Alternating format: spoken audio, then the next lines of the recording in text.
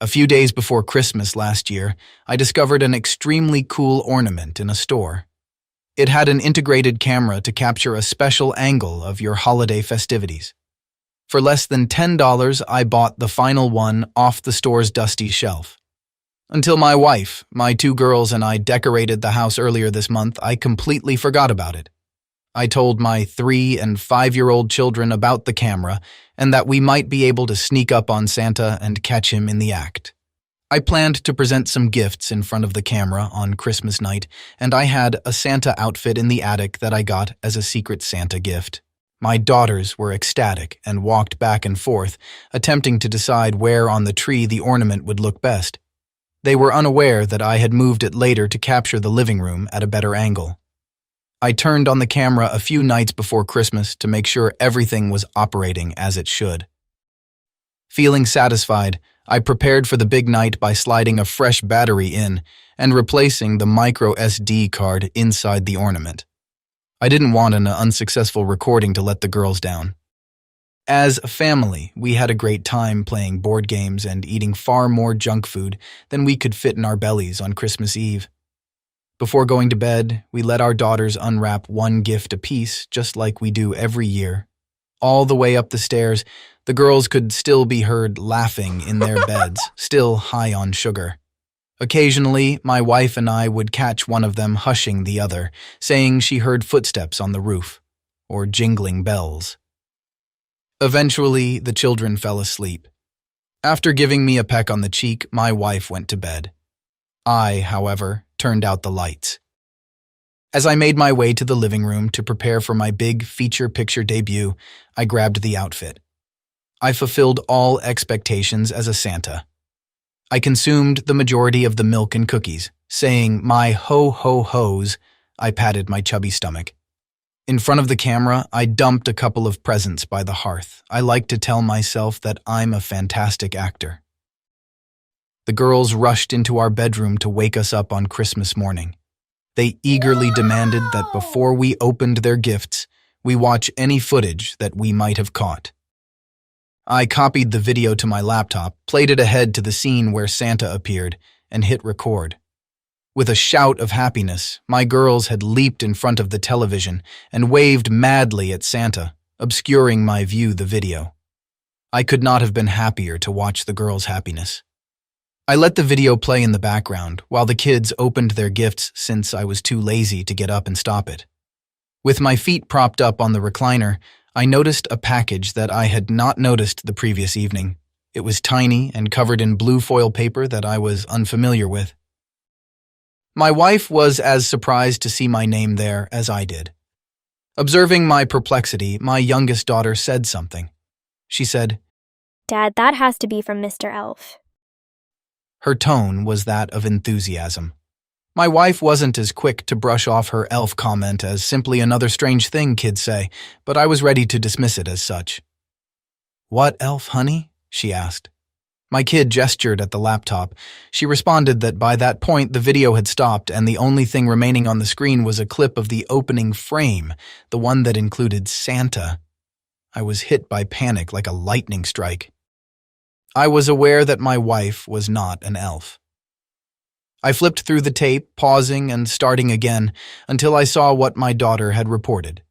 Someone was in the living room. I turned out the lights, and he stepped into the corner. He observed me walking around as Santa. After that, the video was entirely silent. It appeared as though not a single sound was captured by the camera. For more than an hour, the peculiar tall man dressed as an elf stood motionless, observing the camera from a distance. He approached the cookie platter after a while and proceeded to bite the gingerbread man's head off. I looked at the dish and noticed the headless cookie had his teeth marks on it. Then the man moved silently up to the Christmas tree. When he got to the tree, I could hear his calm, steady breathing, which led me to believe that the audio was malfunctioning. The video halted as he grabbed for the ornament. I snatched up the blue box he had left behind in a panic. I threw the frilly thing away and tore off the ribbon. With great urgency, I take off the wrapping paper, open the box, and peek inside. The battery I had placed in the camera the previous evening lay there on a bed of bubble wrap. After taking the ornament, my wife opened the back. There was no battery. I'm not sure what worries me more, what the camera saw or what the elf may have done with the camera off.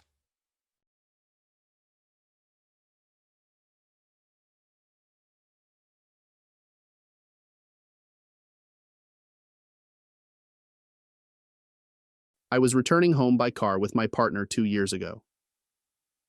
On Christmas Eve, my mother's side of the family would have a big gathering at my aunt's house. Despite it being her first time, my girlfriend got along well with my extended family throughout our encounter. We talked, played poker, opened presents, and nibbled on a variety of cookies and pastries for most of the afternoon. My partner began moaning later in the evening that she wasn't feeling well, right before everyone left, and so I would be taking us home by car. It was approximately 11 p.m. I was traveling on Highway 211 in my girlfriend's vehicle. These days, farms line this section of road, and there are dark, impenetrable forests in several places. Since I was born and raised here and knew this route like the back of my hand, I had no reason to be afraid. A section of the highway crosses Deep Creek after going down a massive hill. Thick trees encircle the road on both sides. The lights are off. The region right in front of our headlights was all that was visible. I went across the bridge, down the hill, and up into the woodland. I was staring at the road at one point, nearly unconscious. Abruptly, something darted across the road, nearly colliding with me. We nearly spun out when I used the brakes so forcefully that the tires were squealing. I asked my girlfriend whether she had seen it as I turned to face her. She could not quite make out what it was, but she was certain that she had. Perhaps it was a coyote. They're quite prevalent in this area, but something didn't feel quite right. Whatever it was that darted in front of the vehicle vanished into the roadside woods. In any case, I'm pretty sure that coyotes typically don't just dart out in front of cars. For whatever reason, I decided to look into it. In order to better illuminate the forest where this large creature had disappeared, I turned the car around and turned on the high lights. I got out of the car and made my way over to the woods. When I didn't see anything, I began to worry that maybe I was overly paranoid or had made a serious mistake.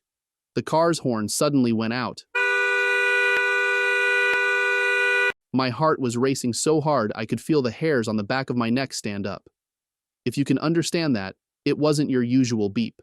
This was prolonged and drawn out. There was no toot-toot to alert you when your driver or passenger wanted you to hurry and get in the car. I asked my girlfriend why she had leaned so heavily on the horn as I made my way back inside the vehicle. She remained silent, but gestured to a location roughly 50 feet away from my position. That's where I noticed it when I turned to gaze in that direction. This must have been the object that ran out in front of our car. A man was there. All he was wearing were shorts. He had mud and grime all over his skin, and he had a hatchet in one hand. He gave us another look, then started to move in the direction of the car while grinning and waving. He paused his approach, waved to us, then turned and headed back into the trees. It goes without saying that we left. After we resumed our drive, my partner gave me an explanation of what had transpired. The man first disappeared in the area when I was trying to find him. He made a full loop and emerged from a different location in the forest directly behind the vehicle. That's when my girlfriend saw him, out of the corner of her eye, as it seemed in the mirror. He was approaching me and holding out his hatchet like he was about to hit me when she sounded the horn. After we returned home safely, we called the authorities, but they were unable to locate anyone. If not, they merely failed to inform us. However, the officer gave us an explanation of his theory. It was evident that the man intended to ambush gullible solo travelers for a very specific reason. Everyone may agree that my life was saved by my girlfriend's fast thinking, which informed my would-be assailant that I wasn't alone. I now drive that highway often because I recently moved back into the neighborhood. I haven't seen any more spooky weirdos with hatchets running around lately. I could tell you that I'm on the lookout now, especially in the area of Deep Creek.